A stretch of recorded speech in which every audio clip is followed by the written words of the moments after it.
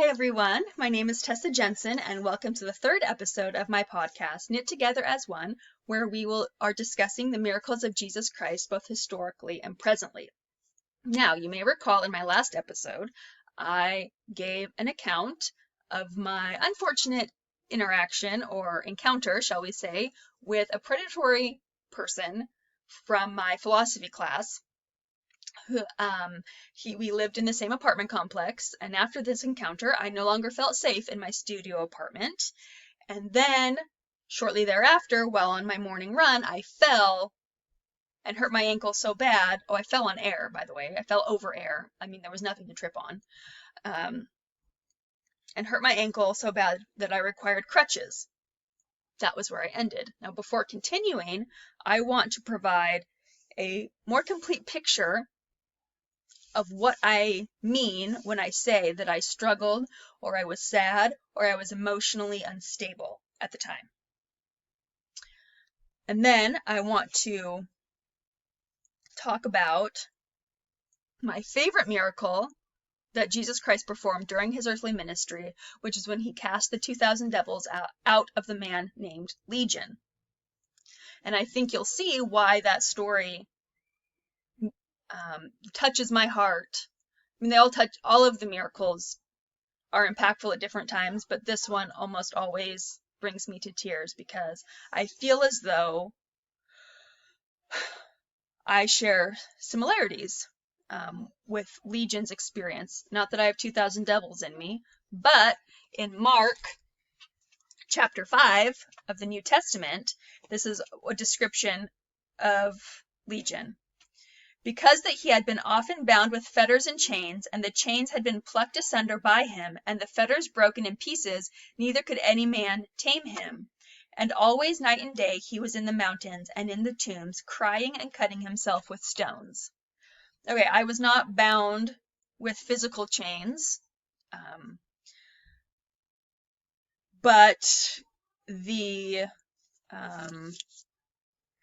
but perhaps psychological chains, and trying to break them myself.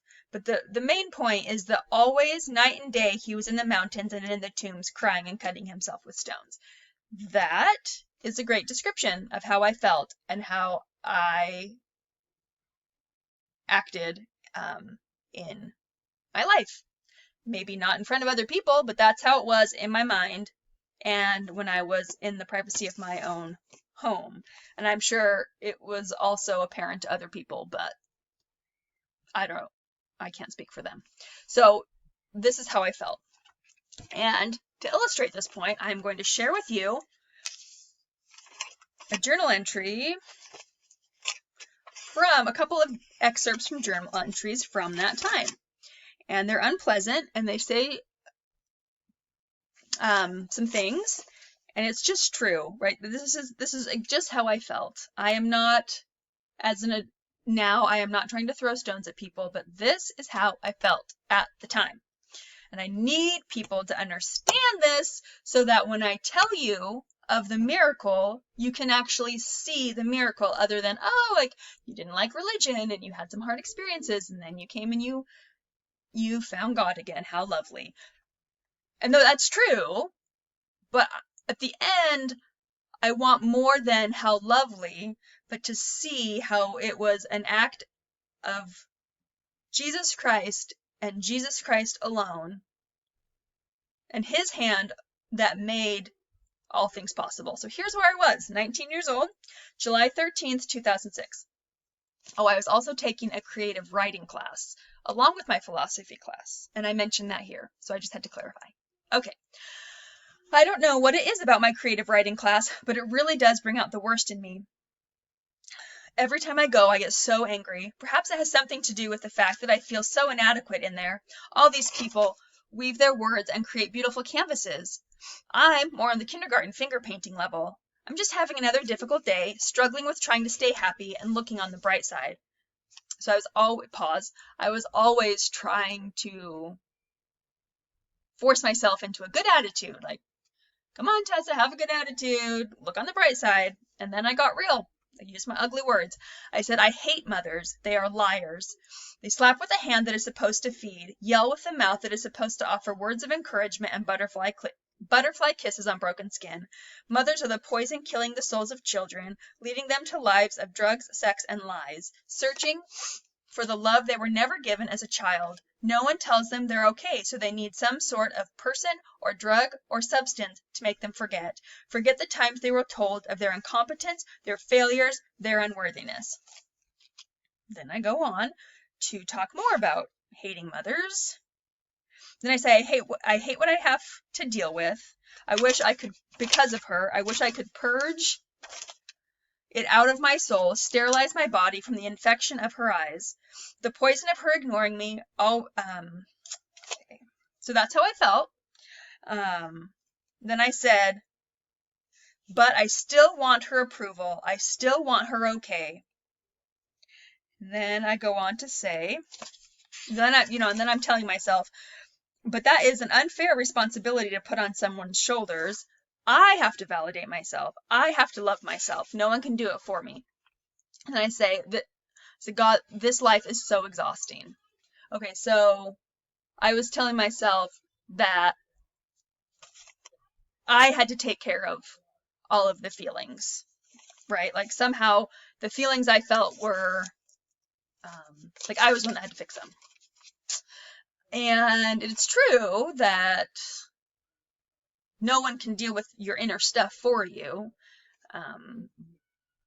But I was trying to stop the feelings and have the quote unquote correct feelings towards someone through white knuckling, which I don't think ever works. Anyway,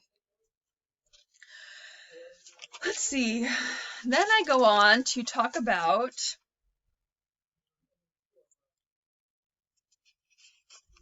okay.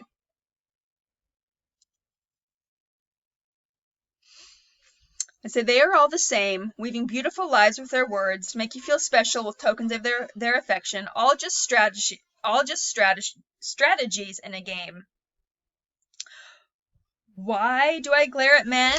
Because they are all about as worthwhile as the toilet paper I wipe my bum with. Women are not any better. They want people to lie to them, tell them they're gorgeous when they look like some species from Star Trek. Someone to say, oh, you look so good in those pants. When their back stops and their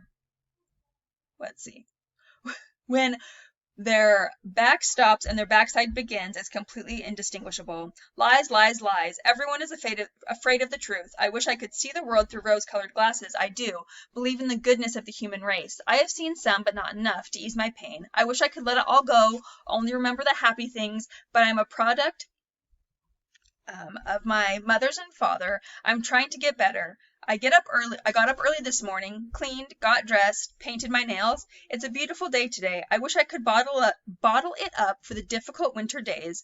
Drink it up. Enough ranting. Back to homework. Let's see. And then I go on. More of the same. More sorrow, more disappointment in human beings, more hating everyone. But the thing is, I want someone to love me, but I just didn't trust anyone. So, let's see. Lots of talk about wanting more love and forcing myself to be happy.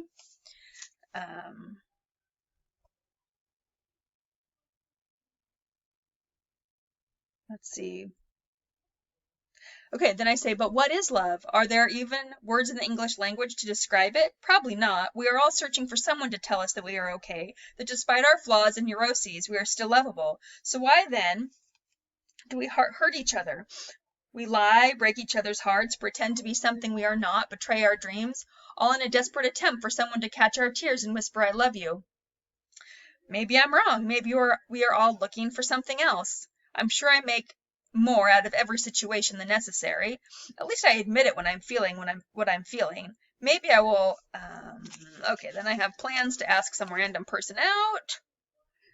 Okay, more unhealthy thinking patterns. All right, I feel like that's enough. I feel like we've seen how sad and angry and furious I was. Again, this is my perspective. that was my perspective at the time. That's where I was mentally and emotionally. So, angry, furious, and hurt. The details are not important. So here I was. Let's go back to the ankle situation. So that's the emotional state I was in, and I was running, tripped over air, hurt myself. So of course, I hurt myself in like the first mile and a half of the run, and of course I have to finish a run when I start it. So I ran another 4 miles to finish my run, all the while feeling my ankle swell. But I finished the run. I unlock the door. I crawl in on my knees, sweaty and salty and feeling awful. Take off my shoes. My foot it's my right foot. It's always my right foot. My foot is throbbing. Like hop to the shower. Luckily it was a studio apartment, so nothing's really that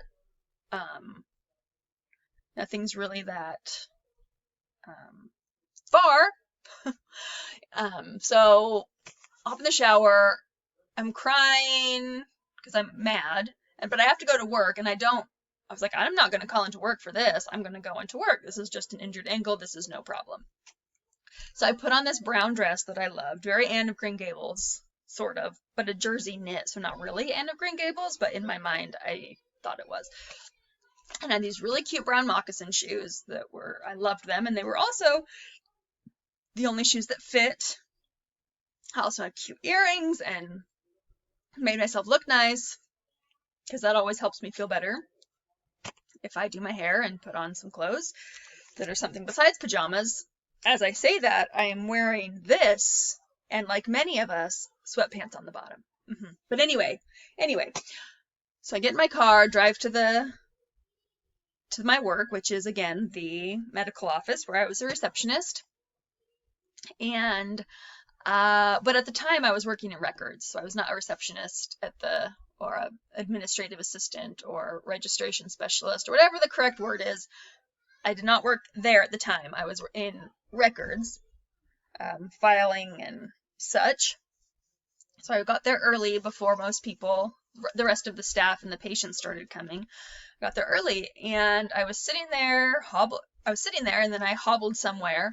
And one of the doctors was like, what happened to your foot? At this time, there was like purple blossoming on around my ankle. It's like, oh, I heard it running. I'm fine. He's like, well, you don't look fine. Why don't you go get your foot x-rayed?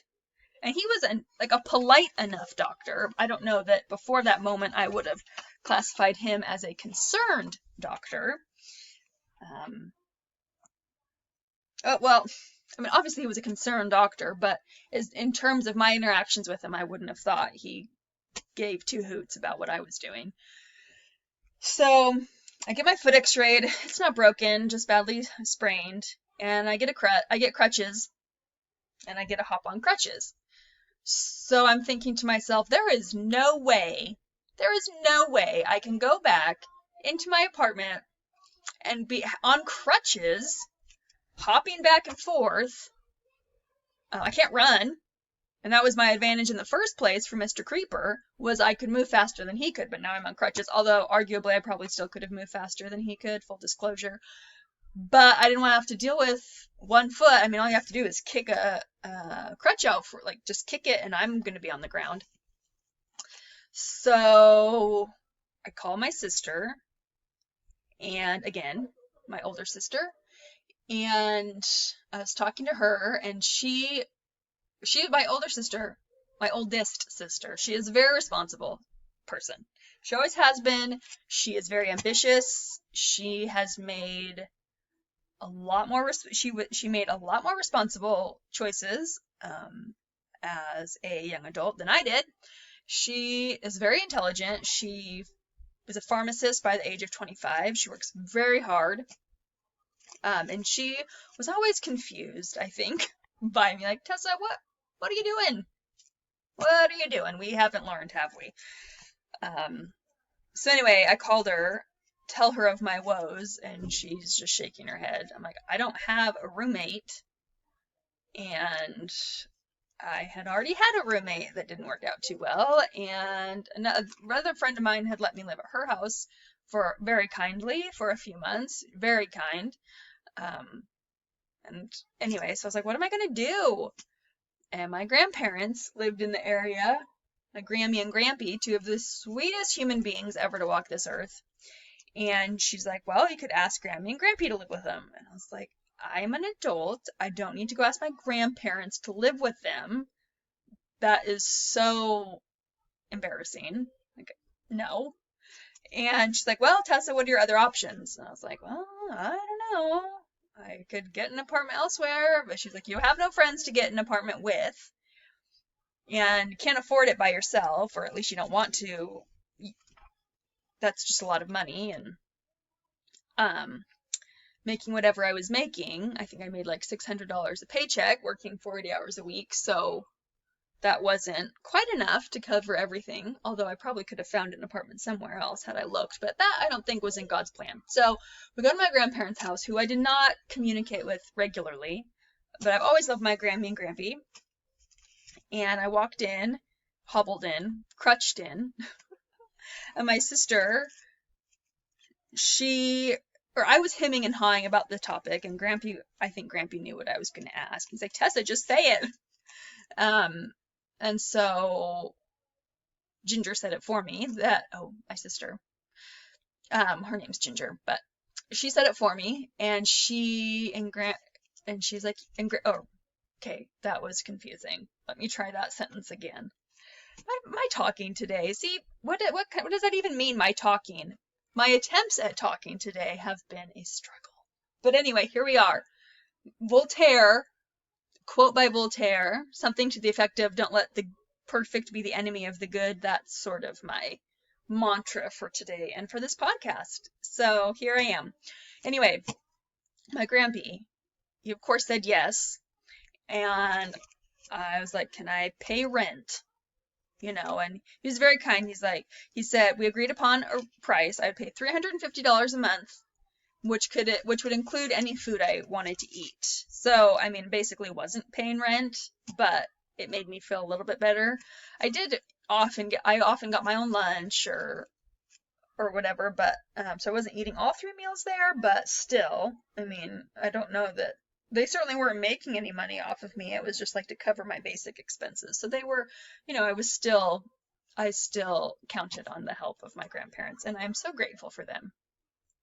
So I moved my stuff, but I have to sublease my apartment because I still was on the lease for another 10 months.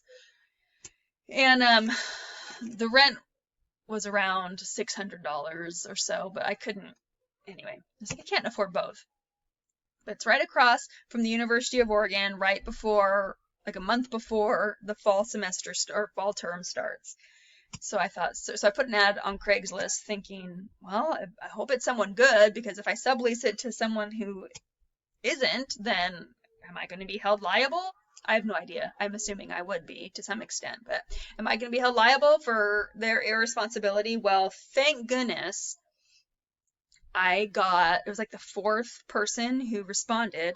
He was a professor. He's from Portland, and he needed a studio apartment during the week when he was there, because I believe his main residence was in Portland. So I was like, oh, thank goodness. So he got the apartment. I was able to sublease the studio apartment, and I moved in with my grandparents. And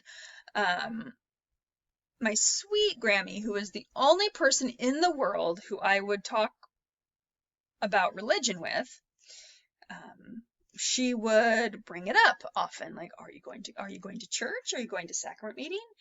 And I would say, no, I'm not. But I didn't like tell her why exactly. I wasn't gonna try to explain all of it to her, and she didn't need to know. And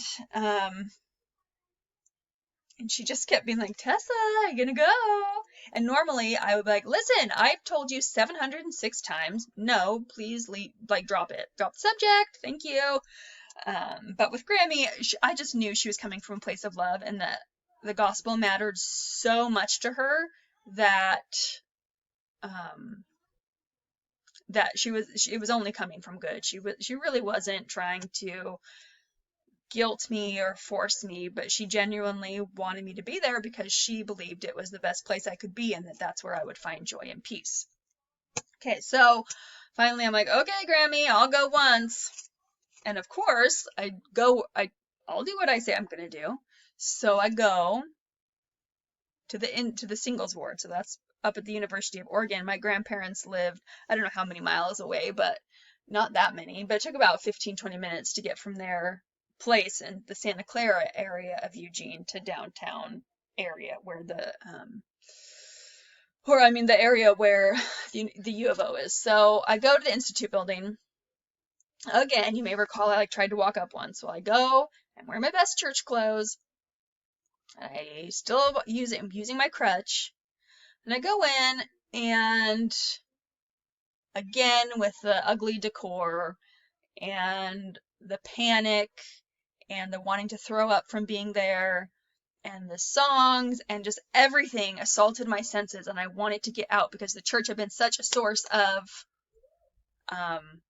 pain. Like, I feel like my parents parented the way they did because of their interpretations of the gospel. Maybe not, but at that time, that was my perspective, that the Church of Jesus Christ of Latter-day Saints, and the church's teachings were responsible for all of my pain. That is what I felt, that responsible for all of it. And why would I want to be there? But I told Grammy I'd go, so there I was. Well, it was a fast Sunday.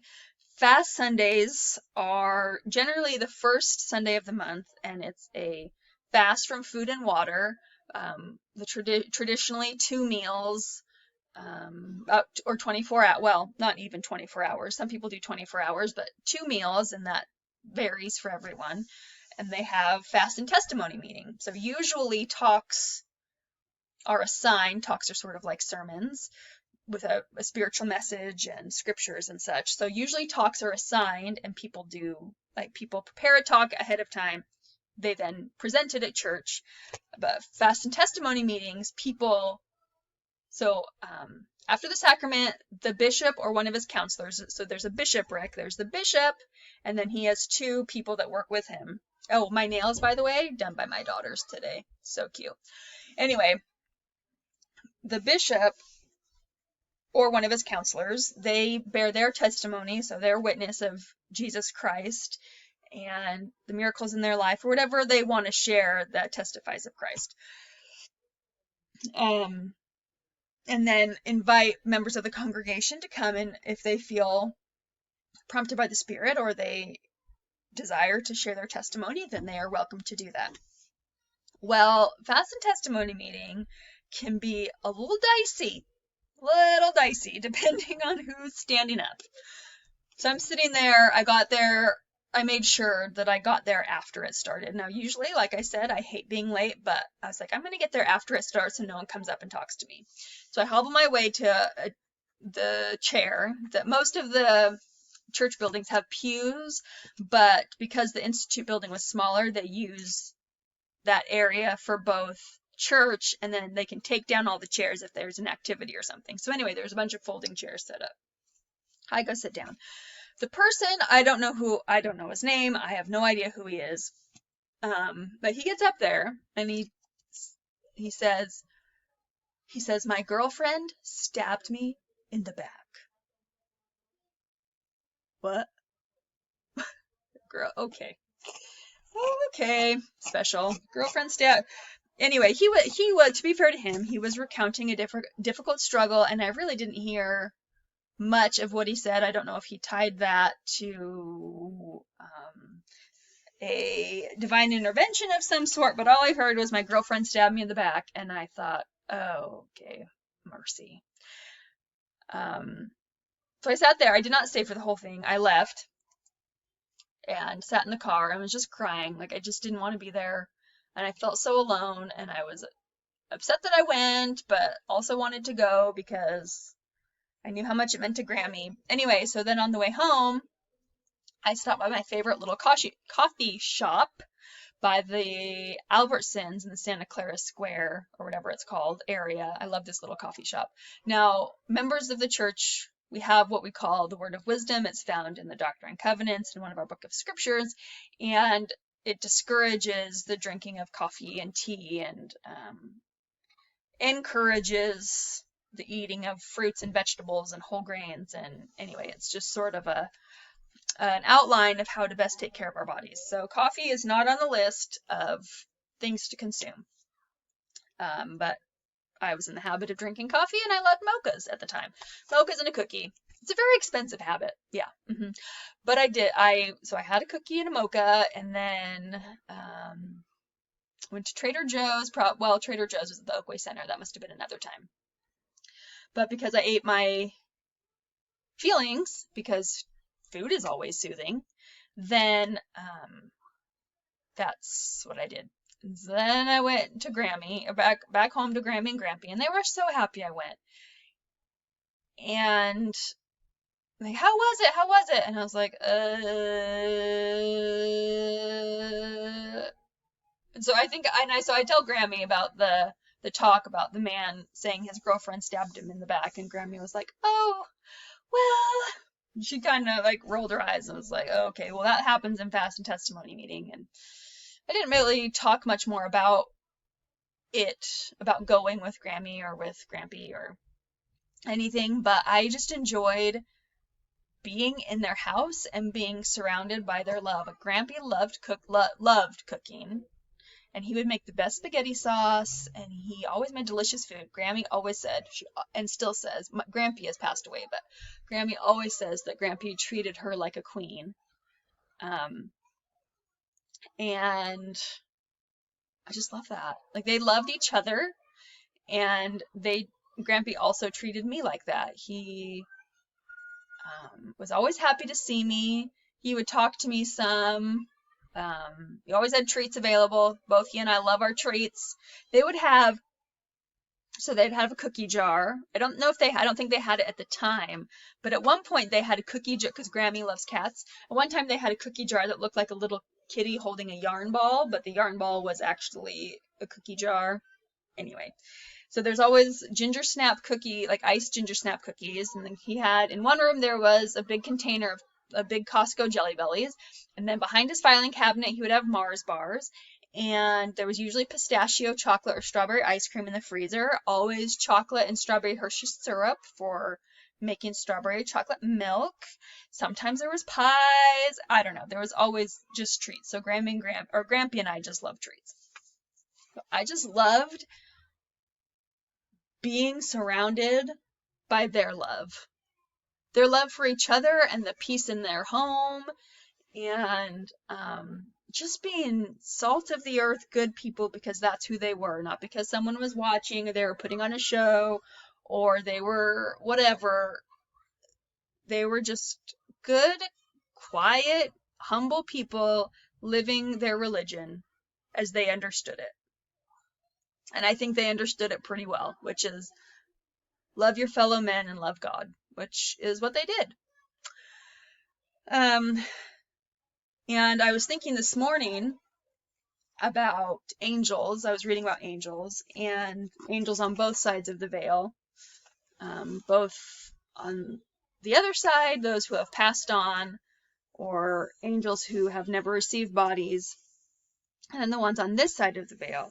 So the miracle, why did I just close that? The devils were not cast out of me at that moment. Again, I didn't literally have multiple people inside of me, but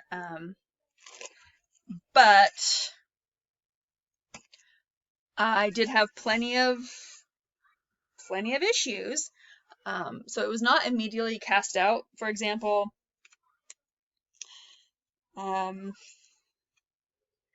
Legion, let's go back. Legion goes to Jesus. He says, but when he saw Jesus, he meaning Legion, but when he saw Jesus afar off, he ran and worshipped him, and cried with a loud voice, and said, what have I to do with thee, Jesus, thou Son of the Most High God? I adjure thee by God that thou torment me not.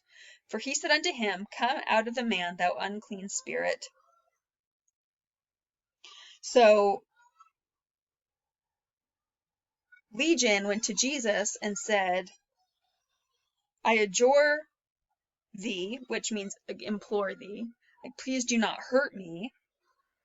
Like, don't torment me anymore. And Jesus had compassion on him, and he said, come out of the man, thou unclean spirits. And the spirits left.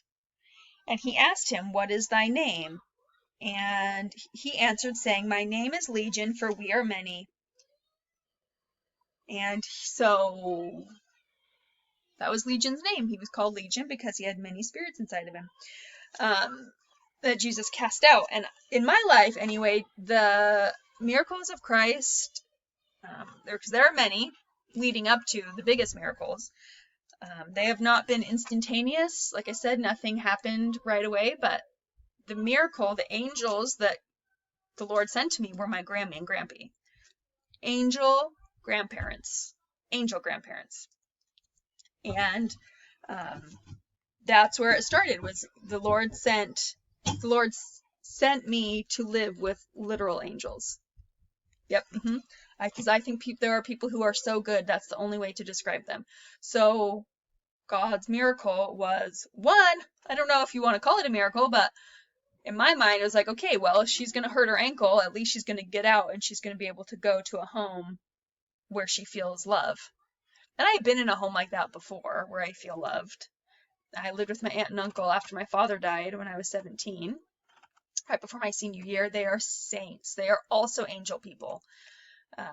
But at this moment, they didn't live in Eugene. And so at this moment, these are the people that God sent me, these angel grandparents. So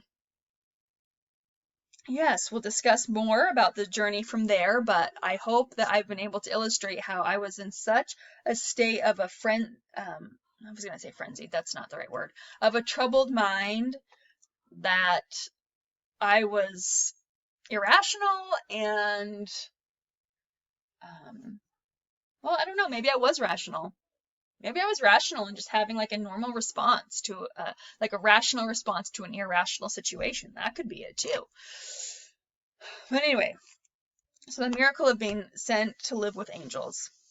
That was one of the first handful of miracles in my life.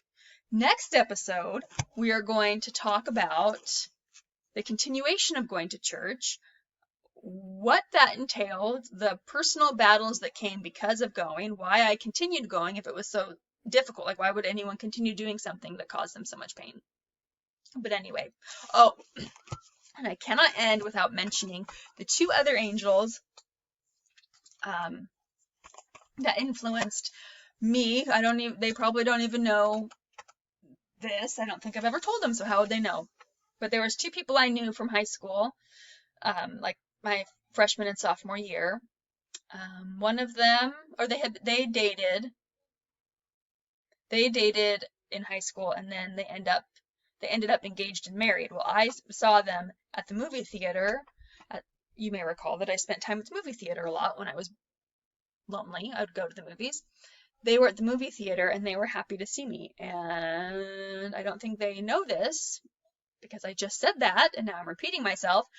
But their kindness of just being happy to see me, I was like, oh, maybe I can go to church. Anyway, so there'll more about them in the upcoming episode. But anyway, I hope someone out there listening knows that God loves them and to look for the angels that he sends because they're out there. All right. See you next time.